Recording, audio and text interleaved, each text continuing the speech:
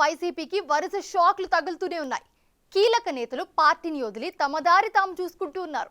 తాజాగా శాసన మండలి ప్రతిపక్ష నేత బొత్స సత్యనారాయణ సోదరుడు లక్ష్మణ్ రావు జనసేనలో చేరడానికి రెడీ అయ్యారంట. దసరా తర్వాత మంచి రోజు చూసుకుని ఆయన ఆ లాంఛనం పూర్తి చేస్తారంటున్నారు. ఇప్పటికే పలువురు విజయనగరం జిల్లా నేతలు జనసేన బాట పట్టారు. బొత్స సహా వైసీపీ పెద్దలు వారిని నియంత్రించే ప్రయత్నం కూడా చేయడం లేదు. దాంతో ఈ చేరికల వెనుక బొత్స వ్యూహం ఉందా అన్న అనుమానాలు వ్యక్తమవుతున్నాయి.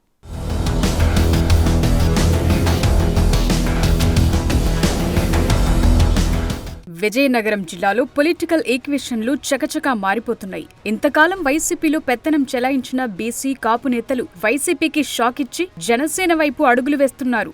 2029 ఎన్నికల నాటికి మెజార్టీ కాపు నేతలు జనసేన పంచకు చేరతారన్న ప్రచారం జరుగుతోంది. వైసీపీలో ఉన్న ద్వితీయ శ్రేణి వర్గం ఎప్పుడెప్పుడు పార్టీ మారుదామా అని చూస్తున్నారట. ఎమ్మెల్యే అభ్యర్థులు, నాయకులు, కార్యకర్తలను పట్టించుకోకపోవటం, గత ప్రభుత్వ హయాంలో జరిగిన కాంట్రాక్టు పనులకు సంబంధించిన బిల్లులు రాకపోవటం లాంటి పరిణామాలన్నీ వారిని జనసేన వైపు చూసేలా ప్రోత్సహిస్తున్నాయట.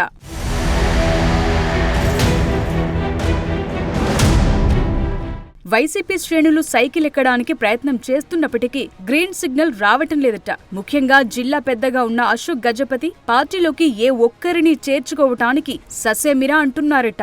ఎన్నికల తరువాత చేరికల తతంగం అంతా భారమే తప్ప ఉపయోగం ఏముందనే ధోరణిలో ఎమ్మెల్యేలకు దిశానిర్దేశం చేస్తున్నారట. విజయనగరంలోని సగానికి సగం మంది కార్పొరేటర్లు పసుపు కండువ కప్పుకునేందుకు సిద్ధంగా ఉన్న గజపతిరాజు మాత్రం అంగీకరించడం లేదంటున్నారు. టీడీపీ మిగిలిన నేతలు కూడా అశోక్ మాట జవదాటే పరిస్థితి లేకపోవడంతో వైసీపీలో ఇమడలేని వారంతా జనసేన కండువ కప్పుకోవడానికి రెడీ అవుతున్నారంటున్నారు.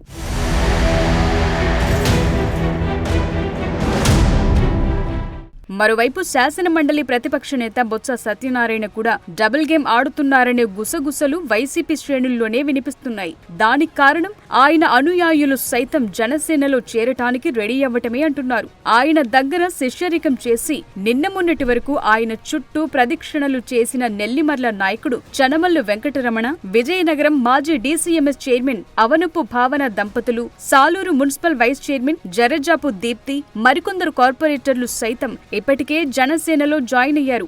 అయితే ఇది ఇక్కడితో ఆగదని వరుస చేరికలుంటాయంటున్నారు.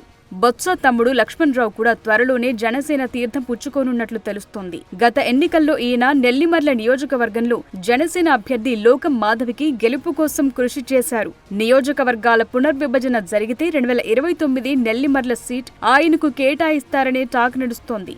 అందుకే ఇప్పటి నుండే రంగం సిద్ధం చేసుకుంటున్నారట. దానికి బొత్స సత్యనారాయణ కూడా గ్రీన్ సిగ్నల్ ఇచ్చారన్న ప్రచారం పొలిటికల్ సర్కిల్స్ లో హాట్ టాపిక్ గా మారింది. ఆ నియోజకవర్గంలో ఉన్న తన అనుచరుల్ని కూడా లక్ష్మణ్ రావుతో పాటే జనసేనలోకి వెళ్లటానికి బొత్స సిగ్నల్స్ ఇచ్చారట.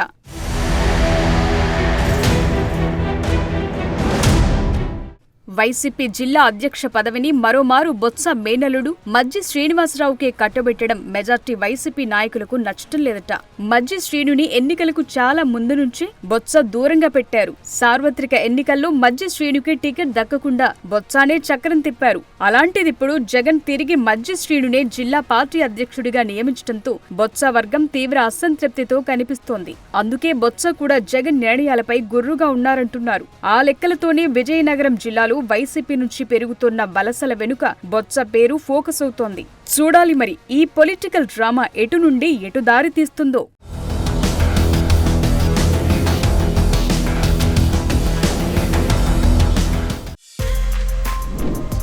For more videos like this, subscribe Big TV channel.